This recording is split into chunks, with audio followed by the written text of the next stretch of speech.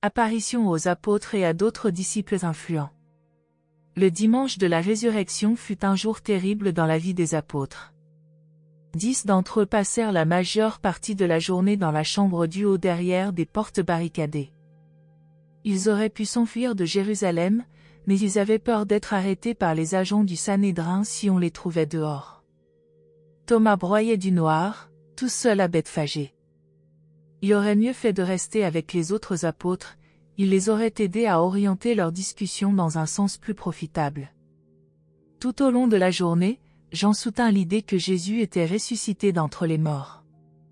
Il rappela au moins 5 occasions différentes où le Maître avait affirmé qu'il ressusciterait, et au moins 3 où il avait fait allusion au 3e jour. L'attitude de Jean eut une influence considérable sur les apôtres, spécialement sur son frère Jacques et sur Nathanaël. Jean les aurait influencés encore davantage s'il n'avait été le Benjamin du groupe. Leurs difficultés tenaient pour beaucoup à leur isolement. Jean-Marc les tenait au courant de ce qui se passait autour du temple et les informait des nombreuses rumeurs qui prenaient corps dans la ville, mais il ne lui vint pas à l'idée de recueillir des nouvelles auprès des divers groupes de croyants auxquels Jésus était déjà apparu. C'était le genre de service rendu jusqu'alors par les messagers de David, mais ceux-ci s'étaient tous absentés pour leur dernière mission d'annonciateur de la résurrection au groupe de croyants qui habitaient loin de Jérusalem. Pour la première fois au cours de toutes ces années, les apôtres réalisèrent combien ils avaient dépendu des messagers de David pour être renseignés quotidiennement sur les affaires du royaume. De sa manière caractéristique, Pierre oscilla émotivement toute la journée entre la foi et le doute au sujet de la résurrection du Maître. Pierre ne pouvait se détacher de la vision des linges funéraires disposés dans le tombeau comme si le corps de Jésus s'était évaporé de leur intérieur. Mais, raisonnait Pierre, s'il est ressuscité et s'il peut se montrer aux femmes, pourquoi ne se montre-t-il pas à nous, ses apôtres? Pierre devenait triste à l'idée que peut-être Jésus ne venait pas vers eux à cause de sa propre présence parmi les apôtres, parce qu'il l'avait renié cette nuit-là dans la cour d'Anna. Ensuite, il tirait réconfort des paroles rapportées par les femmes, allait dire à mes apôtres et à Pierre. Mais, pour tirer un encouragement de ce message, il lui fallait croire que les femmes avaient réellement vu et entendu le Maître ressuscité. Ainsi, Pierre oscilla toute la journée entre la foi et le doute jusqu'à peu après 8 heures du soir, où il s'aventura à sortir dans la cour. Pierre songeait à s'éloigner des apôtres pour ne pas empêcher Jésus de venir vers eux à cause de son reniement du Maître. Jacques Zébédée préconisa d'abord qu'ils devaient tous se rendre au tombeau, il était fermement d'avis de faire quelque chose pour pénétrer le fond du mystère. Ce fut Nathanaël qui les empêcha de se montrer en public en réponse à la demande pressante de Jacques. À cet effet, il leur rappela que Jésus leur avait recommandé de ne pas mettre indûment leur vie en péril à ce moment-là. Vers midi, Jacques s'était calmé comme les autres pour rester dans une expectative vigilante. Il parla peu, il était prodigieusement déçu de constater que Jésus ne leur apparaissait pas, et il ne connaissait pas les nombreuses apparitions du Maître à d'autres groupes et à d'autres personnes. André écouta beaucoup ce jour-là. Il était extrêmement perplexe au sujet de la situation et avait plus que sa part de doute, mais, au moins dans un certain sens, il jouissait de ne plus avoir la responsabilité de guider les autres apôtres. Il était vraiment reconnaissant au Maître de l'avoir libéré du fardeau du commandement avant qu'il ne se trouve confronté aux événements de ces heures affolantes. Plus d'une fois durant les longues heures épuisantes de ce jour tragique, le seul soutien moral pour le groupe fut la fréquente contribution des conseils de Nathanaël, avec sa philosophie caractéristique. Il fut réellement l'élément de contrôle parmi les 10 durant toute la journée. Pas une seule fois, il ne dit qu'il croyait ou ne croyait pas à la résurrection du Maître, mais, à mesure que la journée avançait, il eut de plus en plus tendance à croire que Jésus avait tenu sa promesse de ressusciter. Simon Zélotais était trop atterré pour participer aux discussions.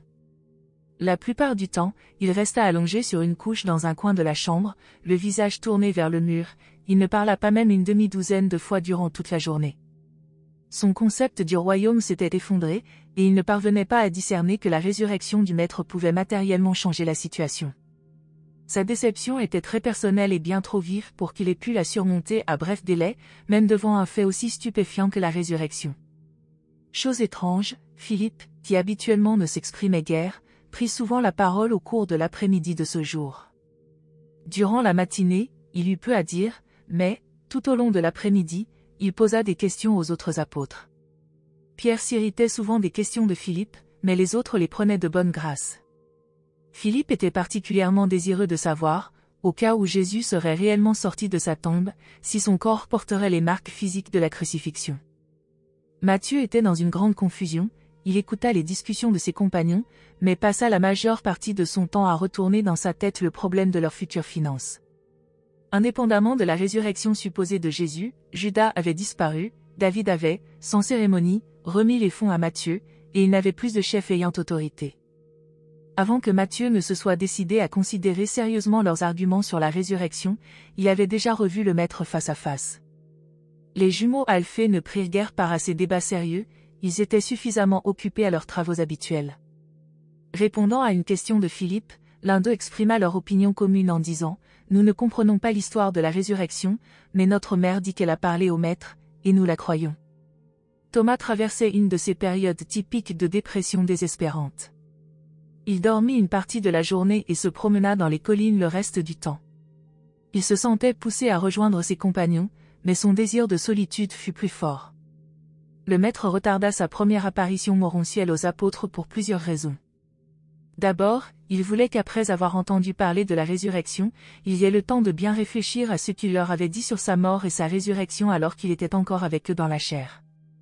Le maître voulait que Pierre ait triomphé dans sa lutte contre certaines de ses difficultés particulières avant de se manifester à eux tous. En second lieu, il désirait que Thomas fût avec eux lors de sa première apparition. De bonne heure ce dimanche matin, Jean-Marc repéra Thomas chez Simon à Bethphagée et en informa les apôtres vers 11 heures. À tout moment durant cette journée, Thomas serait retourné vers eux si Nathanaël ou deux autres apôtres étaient venus le chercher. Il avait réellement le désir de revenir, mais, après la manière dont il les avait quittés la veille au soir, il était trop orgueilleux pour le faire sitôt de son propre chef. Le lendemain sa dépression était telle qu'il lui fallut presque une semaine pour se décider à revenir. Les apôtres l'attendaient, et lui attendaient que ses compagnons viennent le chercher et lui demandent de revenir auprès d'eux. Thomas resta donc éloigné de ses associés jusqu'au soir du samedi suivant. Après la tombée de la nuit, Pierre et Jean allèrent à Bethphagée et le ramenèrent avec eux. C'est aussi la raison pour laquelle ils ne partirent pas immédiatement pour la Galilée après que Jésus leur fut apparu pour la première fois. Ils ne voulaient pas partir sans Thomas. 1. L'apparition à Pierre. Il était près de 8h30, ce dimanche soir, lorsque Jésus apparut à Simon-Pierre dans le jardin de la demeure de Marc. Ce fut sa 8e manifestation morontielle.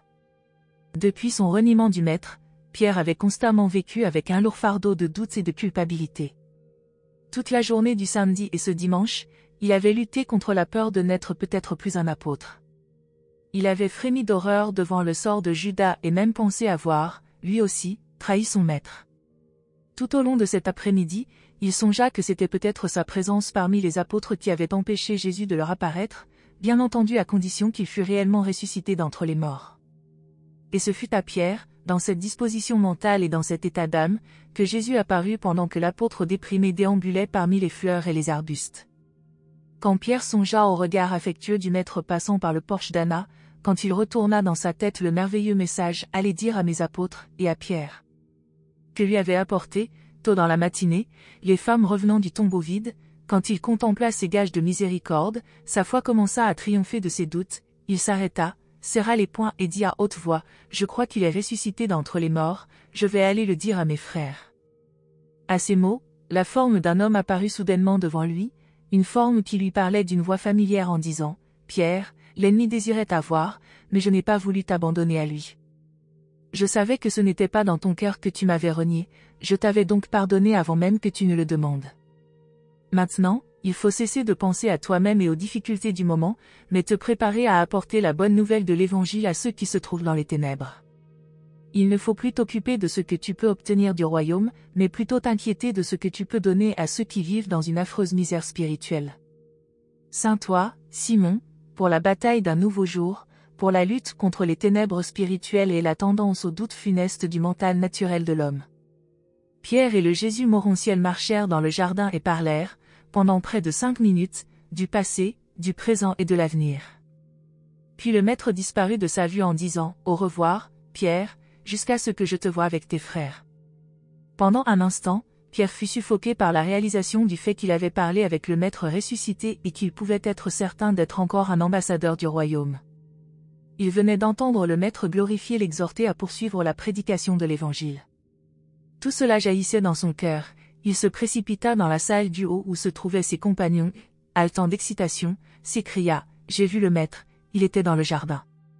Je lui ai parlé, et il m'a pardonné. » La déclaration de Pierre disant qu'il avait vu Jésus dans le jardin fit une profonde impression sur ses compagnons apôtres. Ils étaient presque prêts à abandonner leurs doutes quand André se leva et leur recommanda de ne pas trop se laisser influencer par le compte-rendu de son frère. André leur laissa entendre que Pierre avait déjà vu des choses irréelles. Sans faire directement allusion à la vision de la nuit sur la mer de Galilée où Pierre avait prétendu voir le Maître venant vers eux en marchant sur les eaux, André en dit assez pour laisser entendre à tous les apôtres qu'ils gardaient cet incident présent à la mémoire. Simon-Pierre fut très froissé par les insinuations de son frère et tomba immédiatement dans un mutisme déconfit. Les jumeaux furent désolés pour Pierre et allèrent tous deux auprès de lui pour lui exprimer leur sympathie et pour lui dire qu'ils le croyaient, et pour réaffirmer que leur propre mère avait également vu le Maître. 2. Première apparition aux apôtres. Peu après 9 heures ce soir-là, après le départ de Cléopas et Jacob, et tandis que les jumeaux Alphée consolaient Pierre, que Nathanaël faisait des remontrances à André et que les 10 apôtres étaient là, assemblés dans la chambre du haut en ayant verrouillé toutes les portes par crainte d'être arrêtés, le Maître apparut soudainement au milieu d'eux sous sa forme morontielle en disant « Que la paix soit sur vous.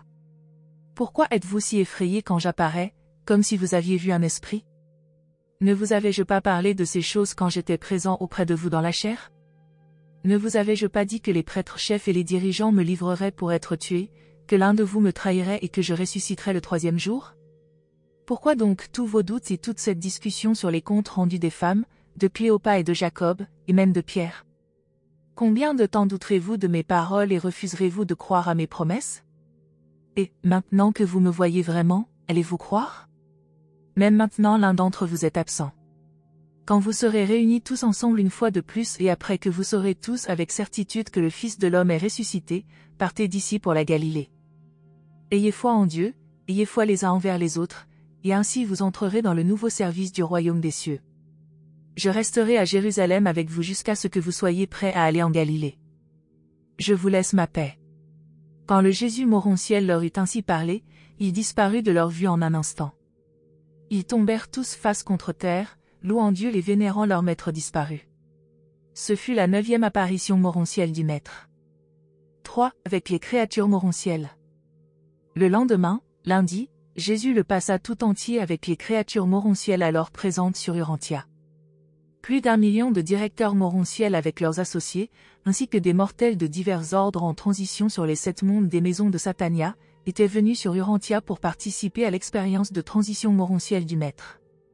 Le Jésus morontiel séjourna durant 40 jours avec ses splendides intelligences.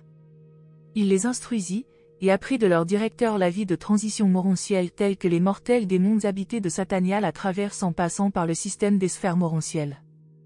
Ce lundi vers minuit, la forme morontielle du Maître fut ajustée pour la transition au 2e stade de progression morontielle. Lors de son apparition suivante sur Terre, à ses enfants mortels, il était un être morontiel du 2e stade.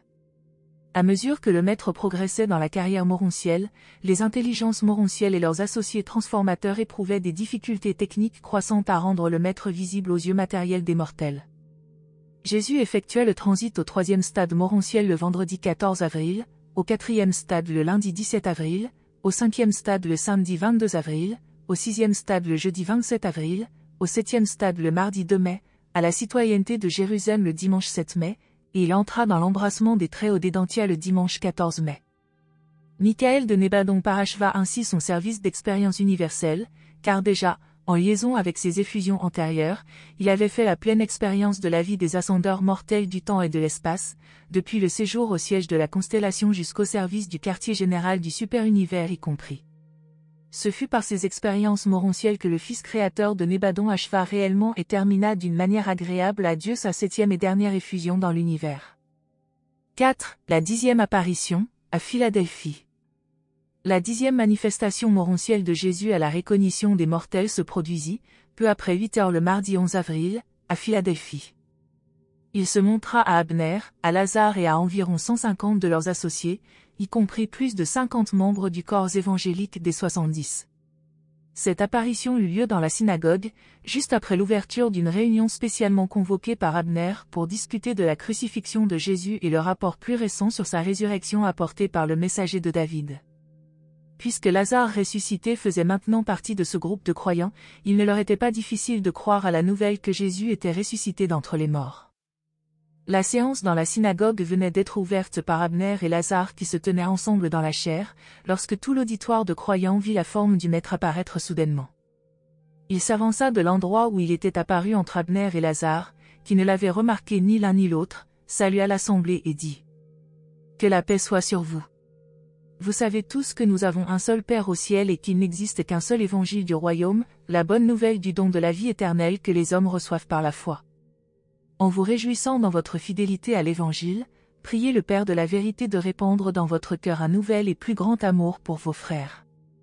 Il vous faut aimer tous les hommes comme je vous ai aimé, il vous faut servir tous les hommes comme je vous ai servi.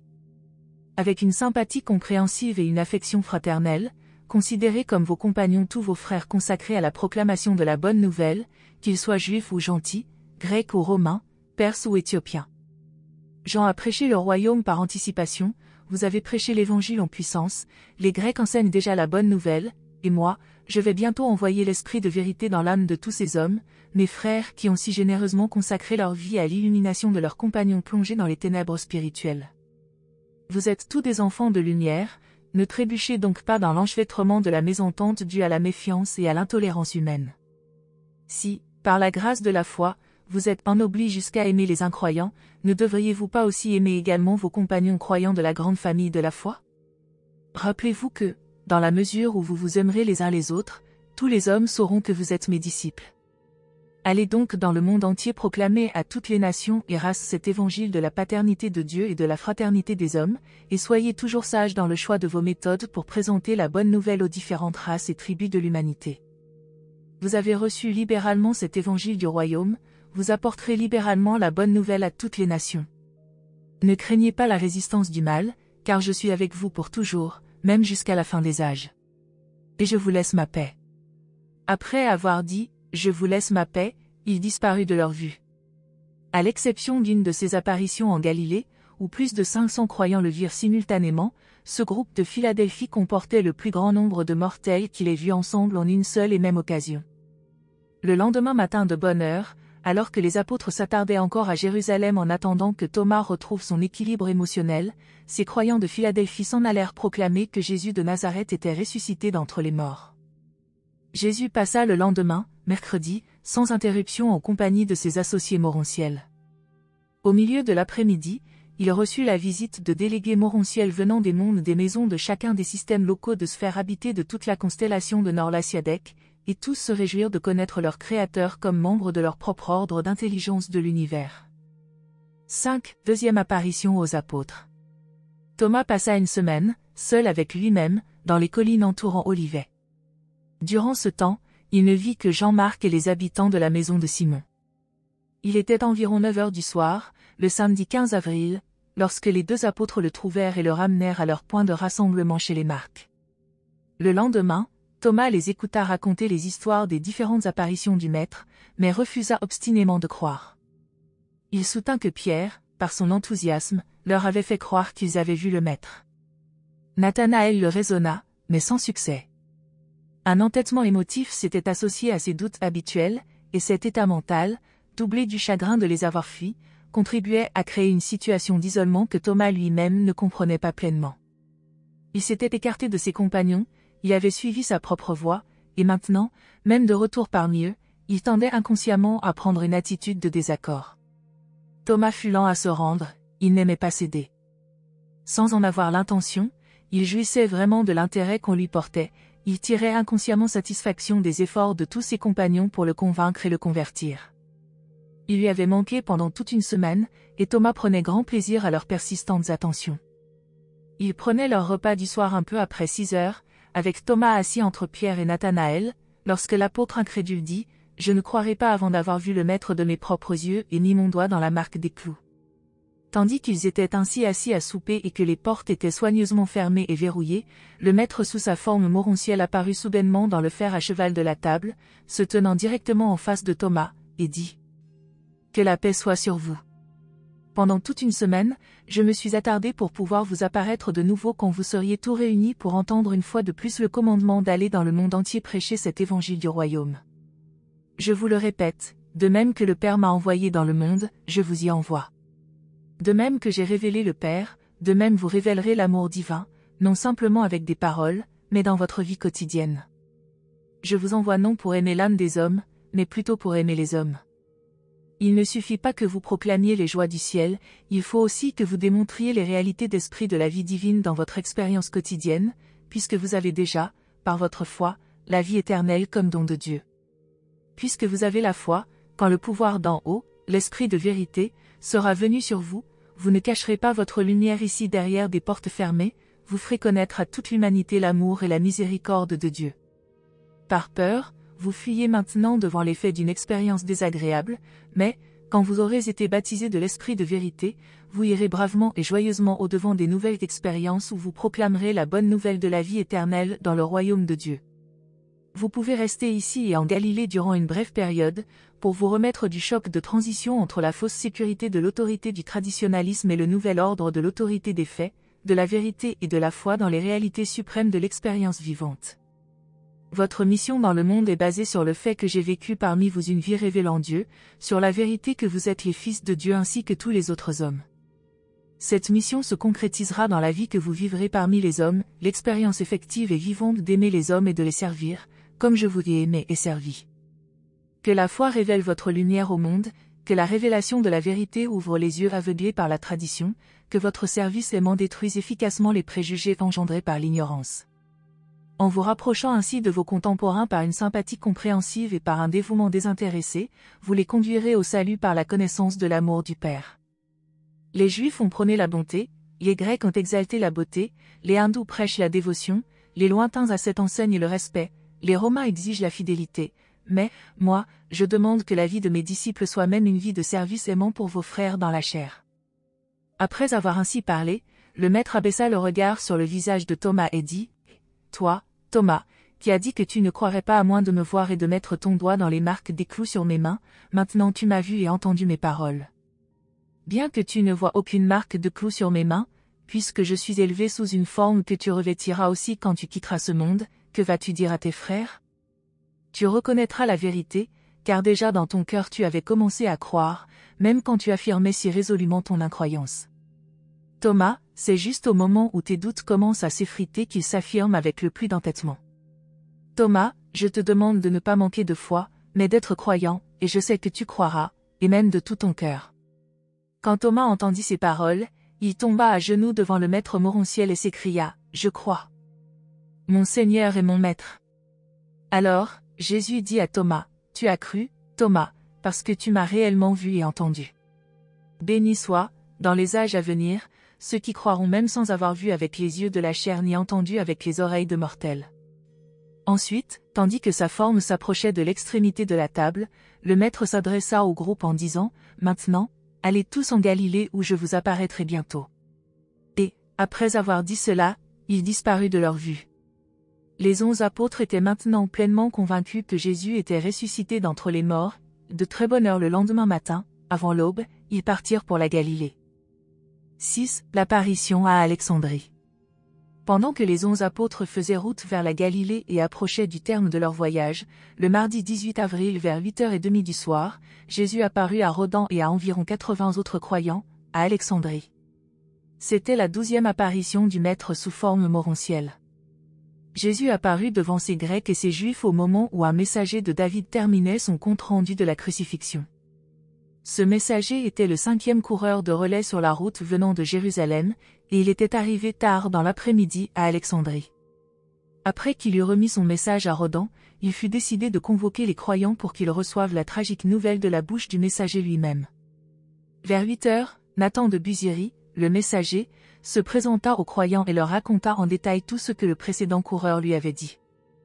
Nathan termina son touchant récit par ces paroles : Mais David, qui nous envoie cette nouvelle, rapporte qu'en annonçant d'avance sa mort, le maître avait déclaré qu'il ressusciterait.